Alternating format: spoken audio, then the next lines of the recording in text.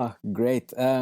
Yeah, so Dante. But also, well, I will also say thank you for just listening to the podcast.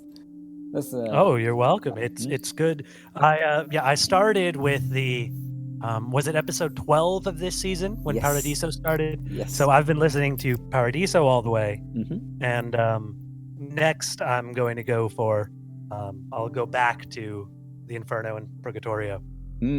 They are more. I picked my favorite parts and try to give context to them.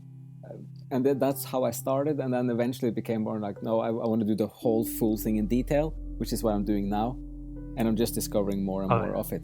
So, but did you know? Well, it's great. I'm really enjoying it. Oh, fantastic! But did you know a lot about it before the Paradise, especially?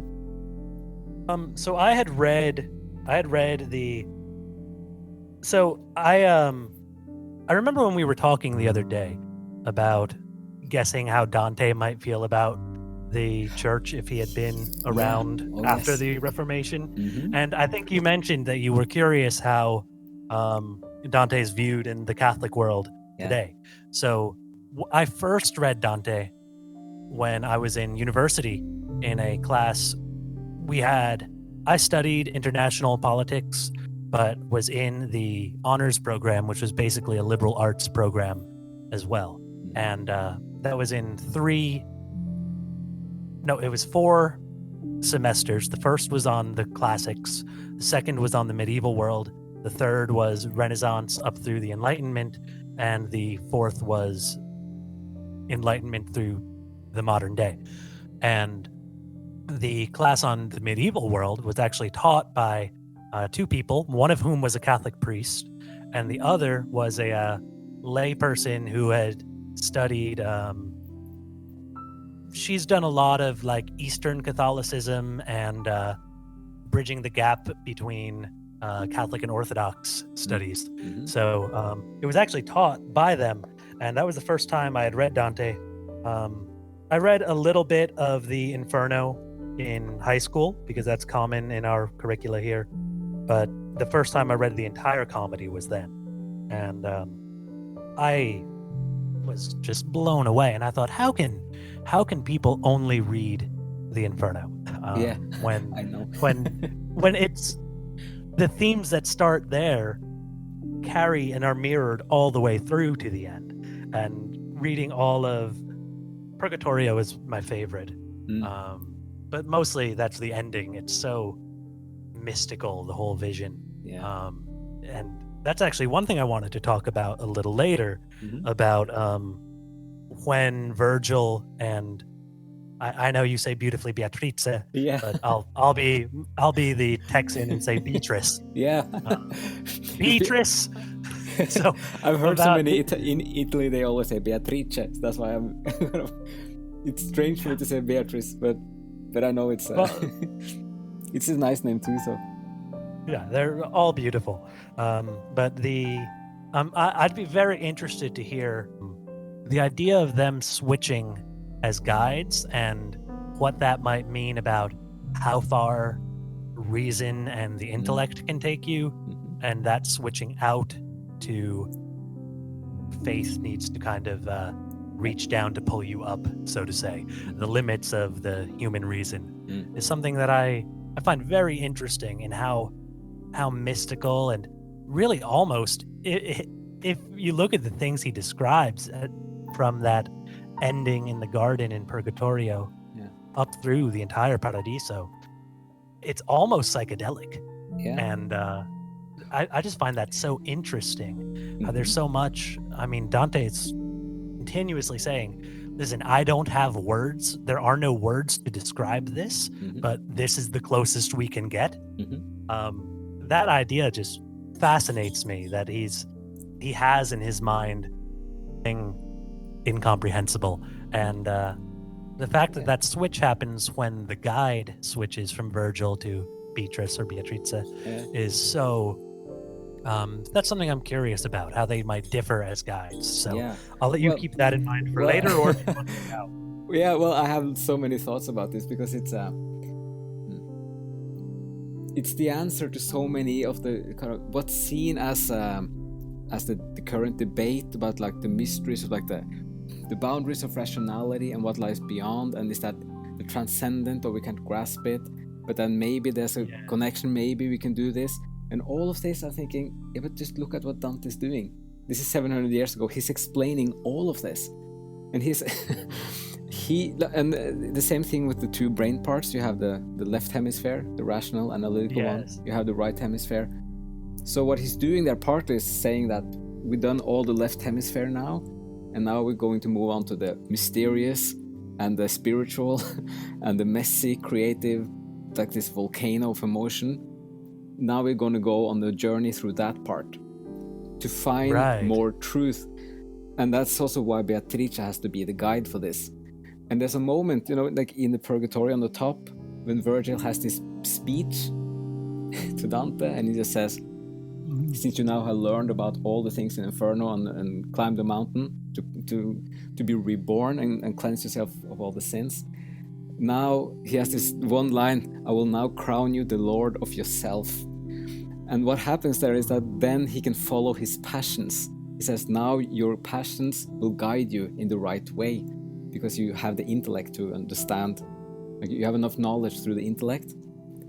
And it's That's interesting. And it's also how, but yeah, and another overall theme is the whole, for me, a part of the essence of the Renaissance is the balance between science and arts, and the brain parts, and like the beauty and the mystery, and the rational part.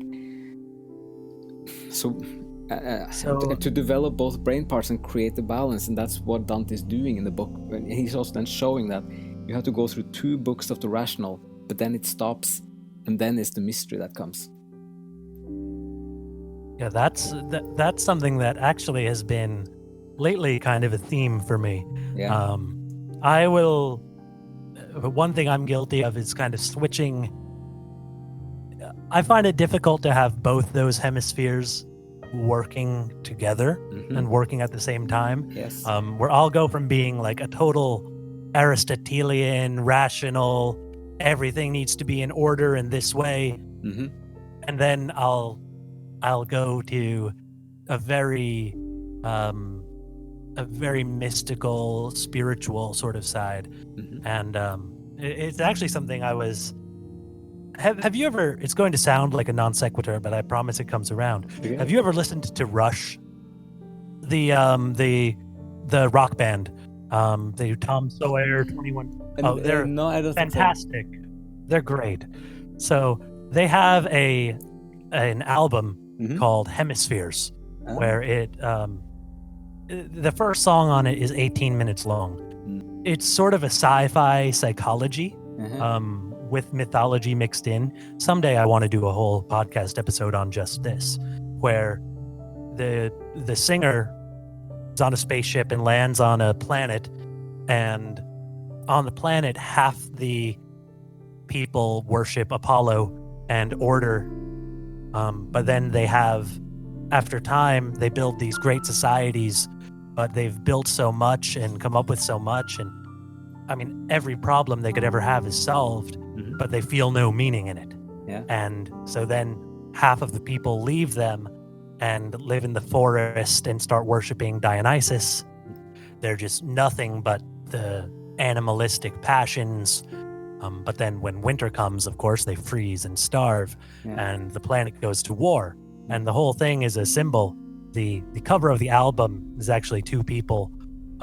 One is clothed in a full suit, and the other is completely naked, and they're standing on a brain on opposite hemispheres. So the whole thing is sort of it's an amazing rock and roll science fiction parable for psychology. Well, it's brilliant. But when I actually read these lyrics, it blew my mind how much there was. And the whole song is this idea of those 2 sides of the planet, those 2 sides of the mind are at war, and it's only when they find balance, having the rational Aristotelian Apollo part of the mind work towards the same goal as the mystical, primal, animalistic Platonist sort of Dionysus side. It's when they both work toward the same goal Yes. that we can get somewhere. Yeah. Is basically the thesis of it. And that's when the miracles happens. Like if and you can... that sounds so mirrored in this. Yeah. I mean, this is so timeless though. And what you pointed there is like the Greeks are very interested in this as well. But it's been this challenge and this kind of the art of making the brain parts work together and creating the harmony, and like there's something about having two parts that are of different natures. If you make them work together, like the relationship or what can grow out of two different parts in a kind of a harmony or a good constructive cooperation can... Yeah, well, that's very medieval, isn't it? It's like endless stuff can just come out of it. So yeah, but it's also like with music, you can have a little bit of it as a bit on the side, but like you have structure and the mystical and emotional in music. So you can't, in some types of music, you're constantly trying to balance this. So and it's interesting. I mean, even so I play guitar and then a few instruments. Yeah.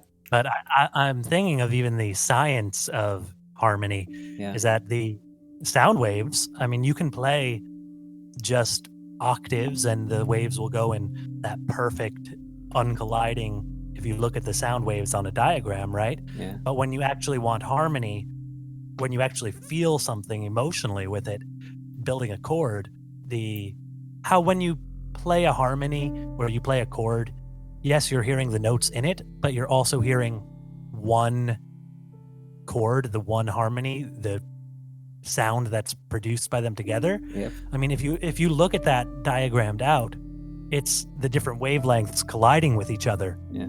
It's the wavelengths clashing that actually make it sound beautiful. Yeah.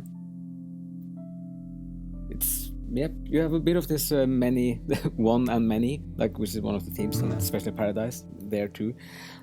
I'm also fascinated by the blue notes. This is one of my, like, I really like jazz. Oh, so you take. I guessed from the jazz vibe. Yeah, exactly. I'm putting that on, but you have a standard harmony, and then you push one note, just half a little note off, and then you create this really warm, vivid landscape of sound by the disharmonies in it. I think that's also very fascinating. But can you imagine when, like, Pythagoras comes along and says, "Oh wait, people, music, I discovered the math behind it. it's all math. I can calculate for you the different notes, tones."